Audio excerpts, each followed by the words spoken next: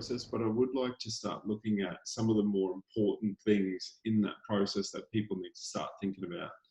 And if we could, after you explain what we're looking at on the screen here, but where that fits into the context of the process, be really interested to see the journey that you take a lead on. So when someone, say, is referred to Sky or is a result of your marketing activities, what journey they go through from becoming a lead to becoming a client of Sky, because I think that'd be really helpful for people listening in. Absolutely. Look, I guess what you've got on the screen there, Brenton, is a couple of really key things the world's a busy place and it keeps speeding up, keeps getting busier. And there was just some statistics from HubSpot around, how fast people expect salespeople or support people to reply to their queries. And you can have a read of that for yourself. But, essentially, one of the most important aspects is replying. If you get a lead in your firm, is, essentially calling and reaching out to that lead as soon as you can. And one of the things with that is we always come back to is firms have to have capacity to do that. If you're a senior client manager or assistant client manager, that's part of your job. Part of your job and your productivity is all skewed towards making sure that when a lead does come in and your marketing's working, that you can call that person, the quicker the better. And one of the tips for everyone that I found worked over the years was if someone wouldn't answer their phone, I would always text them and email them almost instantaneously at the same time. And I used to find that I'd get more responses often if I couldn't get through to them on the phone, is just via text messages, because people are so busy.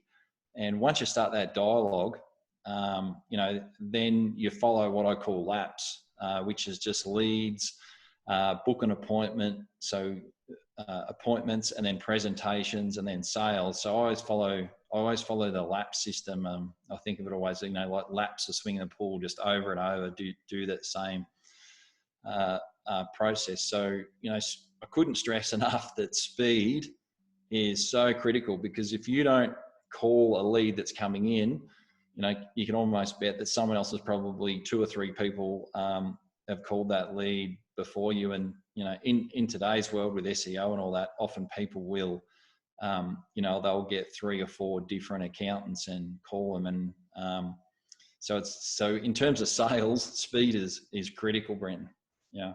Yeah, and I think a lead certainly has temperature, doesn't it? There'll be hot leads, warm leads, cold leads, and a cold lead might be someone who just goes on your email or your newsletter email list. But so we do get hot leads, and which is particularly important to this topic of sales. A lot of people listening in, and most accountants are busy, right?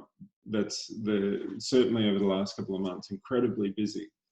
But a hot lead and a busy accountant don't really go together, because typically that lead goes into a spreadsheet or it sits in an email for a couple of days. But I mean, other than pointing out the obvious, what are the ramifications of not contacting that lead? Is it just going to fizzle out, or how do we keep that alive even though we're so busy? Yeah, if you don't follow up the lead, your firm just won't have the organic growth that you otherwise may have had. And not only that, your marketing dollars just goes to waste. So if you've put all this effort, the balance sheet play, as Ed said, into marketing, and then you don't have the sales division following up leads, it's just wasted time and money. So as Ed, I think, said at the start, you've got to try and get each of the divisions working in the business. And a part of that is, if you don't structure your firm in the production division and have the capacity for the finders, for the managers to call the leads, then it's a chain reaction. So you've got to get each piece working, and then also training. So back when I was training senior client managers, and then these days assistant client managers, I would actually bring them into the sales process. I was talking to a firm this morning, actually from Canada, and they said, "Oh, how do I teach the assistant client manager. And I said, well, bring them into the sales. When you get a new lead, bring them into the sales and follow the sales playbook and follow the LAPS system: leads, appointments, presentations, and sales. And so, it's about leadership, showing people, not just what, but how to do it. So, speed is critical. And then your other slide there, Brenton, is about, well, how often do I follow up? I've had some accountants and bookkeepers say to me, even in my own firm, Sky Accountants, that's not a very good lead. They didn't call me back. So people get busy. We all get busy, and my mentality was, and I always kept saying it at Sky, is it's not no until it's a no. And in some cases, I would book in my calendar. I would say to the person in the language, well, how about, if not now, perhaps if I call you in 6 months' time, or what if I call you in 12 months' time? And I distinctly remember there was one chap that I said, how about I call you in 12 months' time, and we'll see how your virtual CFO service is going that you decided to go with in the end. And he said, yeah, call me. He said, call me in 12 months. 12 months rolled around and popped up on my calendar, and I called him to the day, and he couldn't believe that I called him. Anyhow, we ended up winning the job, and it was a really large group of companies that we ended up doing the bookkeeping for. But you just got to have a never give in mentality and follow that system, put it in your calendar, and it's never a no until it's no. You'll know when it's no, because you don't want to, I always say to people, I don't want to waste your time, I don't want to waste my time, but would you like me to follow up in 2, 3, 4 weeks, whatever it may be? And as those statistics says there, 80% of sales are made on the 5th to the 12th point of contact, and that is spot on. Absolutely.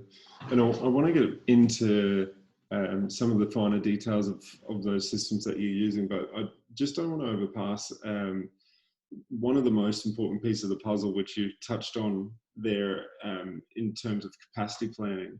But Ed, this is one of the other big pieces of the puzzle, and one of the reasons why the deep and narrow team structure is so important is because we need the senior client managers to have that capacity where they're off the tools to have the ability to manage the lead inflow and actually nurture leads and engage in the sales process. That's the important piece, isn't it?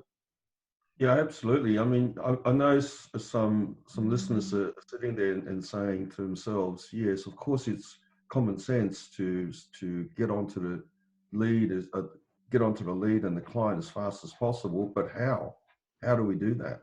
How do we get the staff to do that? It's like, sometimes it's like pulling teeth. Well, that's true, but it's got to start with identifying people's strengths and weaknesses, identifying their personality, identifying what they like and don't like to do. So most accountants are grinders. They like to do the work, and they don't like talking to people. And obviously, if you say to an accountant, if you run a very flat team and you've got 10 accountants or 5 accountants, and they're all grinders, and then you say to them, well, follow up that lead, they're not going to do it. Their tendency is not to do it. And then you're just setting them up for a fall. So when you go to a narrow and deep structure, you put people in the right seat. So the client managers are the ones that are more talkative, and they're more, people orientated. They've got great communication skills, and there's more of a tendency, to want to do that. Number one. Number two is, if it's in their job description, they've got to do it. And then, if you're a senior production manager and part of the grinding team, then that's not your role. And you'll probably go, well, thank goodness for that, because I don't like doing that kind of stuff. And, so the first thing is to, have the narrow and deep team, understand the different positions in there, and then to recruit people to fill those roles. They've got the personality to do those things. And then it's a lot easier. So when the lead comes through and you go to a naturally, talkative person who likes people, and you won't have any trouble asking them to call the client. That's why the deep and narrow team is so important. It's so important for so many things, but this is just one thing out of 1,000 things that it's. Yeah, and I think you made a good point there. Certainly that shallow and wide team, and I've experienced it myself, seeing grinders being received leads and told to follow up leads, and all a lead means to a grinder is more work. And if it's not in their natural flow to be a salesperson and their perception of a salesperson, and it means more work, then that lead's pretty much dead on its feet, I think. Yeah. The other thing I'd like to comment is if the senior client managers or the finders are too busy, it's in their body language. Like a new lead is just seen as pain, or like not another client, that I have to deal with.